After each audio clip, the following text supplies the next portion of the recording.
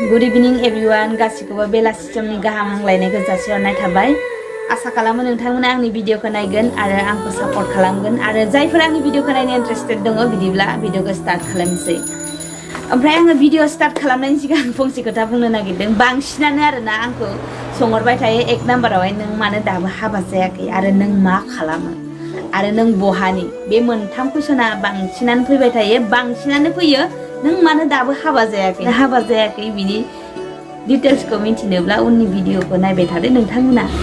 आङो दा मेडिकेलाव थानाय हिसाबैहाय आङो फंनैसो खोथा बुंनो नागिरदों नोंथांमोनखौहाय। नोंथांमोना जुदि इन्टारेस्टेड दङब्ला नायदो आरो आंहा बेयाव माबा मोनसे गोरोन्थि जायोब्ला निमाहा होदो।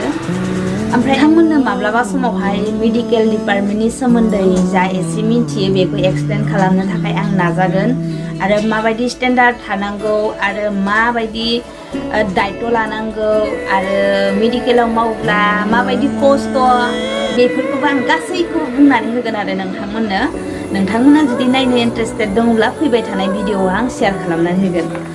नैबे जिर'डेल जेलनि सोमोन्दै एसे बुंनानै होनो नागिरदों आरो जोङो बे जिर'डेल जेलखौहाय माबेयाव बाहायनो हायो बिनि सोमोन्दै एसे बुंनो हानोसै आं। जिर'डेल जेलखौ जों लायोब्ला माबा मोनसे साइड इफेक्ट जागोन नामा स' नायलांदो नोंथांमोना।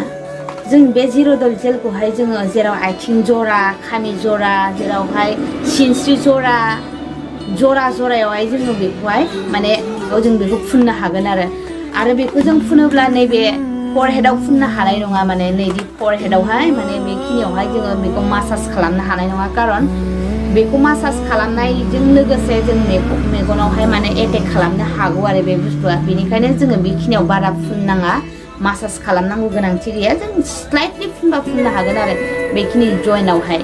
बाद बाखि बे फरहेडआवहाय मासाज खालामनो जों हानाय नङा आरो गासैयावबो, नङाबा मेगनावहाय एटेक खालामनो हागौ। बेनिखायनो बि केयारफुल, मेगन गैयाब्लाथ' जेबो जाया नालाय, जेबो गैया, दुनियानो गल।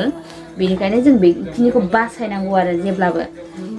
ओमफ्राय बेखौ लायोब्ला जेबो साइड इफेक्ट गैया, बेहा जेबो माने टेनसन लानांगौ गोनांथि गैया। जों जेरावबो मासाज खालामनो हागोन फुलिजों। माने जिखुनु दावाइफोर फानोब्लाबो माने कम्पिटिसननि गेजेरजोंसो मेडिसिनखौ फाननाय जायो। कम्पानिया बेलेग जानो हागौ, खिन्थु कम्पानि बेलेगब्लाबो माने किसुमान माने कम्पिटिसनजों एखे जायोब्ला बे दावाइखौ नों बाहायजायो आरो बेबहार खालामजायो।